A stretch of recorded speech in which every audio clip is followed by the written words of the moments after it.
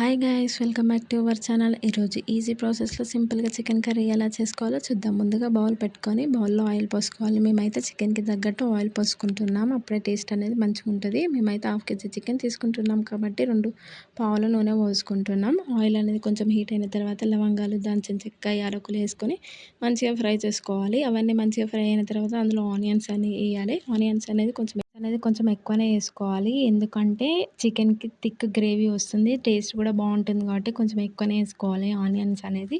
మళ్ళీ ఆనియన్ కలర్లో వచ్చే వరకు మాత్రమే ఫ్రై చేసుకోవాలి. మళ్ళీ అవి బ్రౌన్ కలర్లో వచ్చేస్తే అవి టేస్ట్ ఉండవు, మాడిపోతే చేదు కూడా ఉంటుంది. అందుకే గ్యాస్ అనేది లో ఫ్లేమ్లో పెట్టుకొని గోల్డెన్ కలర్లో వచ్చే వరకు మాత్రమే ఫ్రై చేసుకోవాలి. ఆనియన్స్ మంచిగా ఫ్రై అయిన తర్వాత అందులో పుదీనా వేసుకోవాలి. మేమైతే కొంచెమే పుదీనా వేసుకుంటున్నాం, ఎందుకంటే మాది చికెన్ కట్టి పుదీనా అనేది కొంచెం ఘాటుగా ఉంటుంది, స్మెల్ వస్తుంది. పుదీనాని మనం ఎంత తీసుకోవాలో అంతే తీసుకోవాలి, మరీ ఎక్కువ తీసుకున్నా కూడా మంచిగా ఉండదు, స్మెల్ వస్తుంది. కాబట్టి పుదీనా అనేది మంచిగా ఆయిల్లో ఫ్రై చేసుకోవాలి, అప్పుడే పచ్చి వాసన అనేది పోయేది, మంచిగా టేస్ట్ కూడా వస్తుంది. పుదీనాని మనం తక్కువనే తీసుకుంటే బెటర్ నాకు తెలిసి, ఎందుకంటే ఘాటు ఉంటుంది కాబట్టి. పుదీనాని మంచిగా ఆయిల్లో ఫ్రై చేసుకోవాలి. పుదీనా మంచిగా ఫ్రై అయిన తర్వాత అందులో అల్లం వేసుకోవాలి. అల్లం అనేది ఇప్పుడు ఎక్కువ వేసుకున్నా ఓకే, ఎందుకంటే కూరలో అసలు అల్లం లేనిదే ఎవరు ఉండరు, ఎందుకంటే అల్లంతోనే కూర వచ్చేది టేస్ట్ కాబట్టి అల్లం ఎక్కువనే వేసుకోవాలి, అప్పుడే మంచిగా ఉంటుంది. నాన్ వెజ్ కర్రీలో అప్పటికప్పుడు వేసుకుంటేనే బాగుంటుంది అల్లం అనేది, ఎందుకంటే అల్లం ఫ్రెష్గా ఉంటుంది కాబట్టి టేస్ట్ కూడా మంచిగా ఉంటుంది, స్మెల్ కూడా వస్తుంది, ఫ్లేవర్ కూడా బాగుంటుంది. అల్లం అనేది ఆయిల్లో ఇప్పుడు పచ్చివాసన పోయేదాకా మంచిగా ఫ్రై చేసుకోవాలి, అప్పుడే పచ్చివాసన పోయి మంచి ఫ్లేవర్ని ఇస్తుంది, మంచి స్మెల్ని కూడా ఇస్తుంది.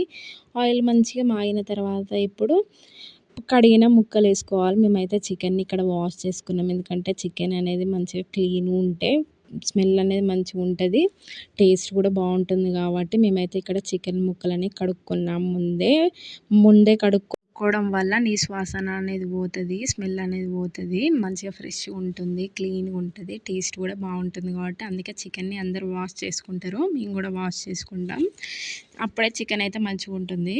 ఈ చికెన్ తర్వాత వెంటనే మూత పెట్టకూడదు, ఎందుకంటే నీసు వాసన అనేది పోతుంది కాబట్టి కొంచెం మూత తీసి ఉంచడమే బెటర్, అప్పుడే నీసు వాసన పోయి మంచి టేస్ట్ని ఇస్తుంది, స్మెల్ కూడా ఏమి ఉండదు. వేసిన తర్వాత ఆయిల్లో 2 minutes కుక్ చేసుకోవాలి. చికెన్ ముక్కలని మూత తీసే ఉంచాలి.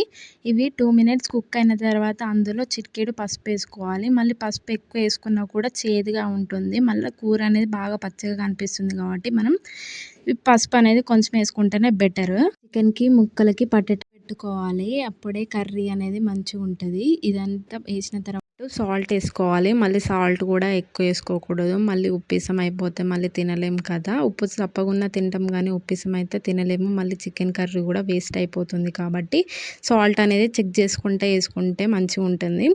సాల్ట్ వేసుకున్న తర్వాత మంచిగా సాల్ట్ అనేది కొంచెం వేసుకోవాలి, తర్వాత సాల్ట్ని చెక్ చేసుకుంటా వేసుకోవచ్చు, ఉప్పిసం అయితే తినలేము కాబట్టి సాల్ట్ అనేది మంచిగా చూసుకుంటే వేసుకుంటే మంచిగా ఉంటుంది. ఆ చికెన్ ముక్కలు అనేది సగం కుక్ కావాలి, సగం కుక్ అయిన తర్వాత కారం వేసుకోవాలి, సగం అంటే ఒక 50% కుక్ అయిన తర్వాత కారం వేసుకుంటే మంచిగా ఉంటుంది, లేకపోతే ముందే కారం అనేది వేస్తే చికెన్ ముక్కలు అనేది ఉడకవు కాబట్టి కారం వేసుకోవాలి. ఇప్పుడు సగం కుక్ అయిన తర్వాత మేమైతే ఇక్కడ కారం వేసుకున్నాం, కారం వేసుకున్న తర్వాత కారంకి ముక్కలు పట్టేటట్టు మంచిగా కలుపుకోవాలి. కలుపుకున్న తర్వాత చికెన్ ముక్కలు అనేది మంచిగా ఉడికిన తర్వాత కొంచెం వాటర్ అనేది పోసుకోవాలి, వాటర్ పోసుకున్న అంతా పోయే వరకు కుక్ చేసుకోవాలి. కుక్ చేసుకున్న తర్వాత కొంచెం వాటర్ ఉన్నప్పుడు కొత్తిమీర యాడ్ చేసుకోవాలి, కొత్తిమీర అనేది మంచి ఫ్లేవర్ని ఇస్తుంది.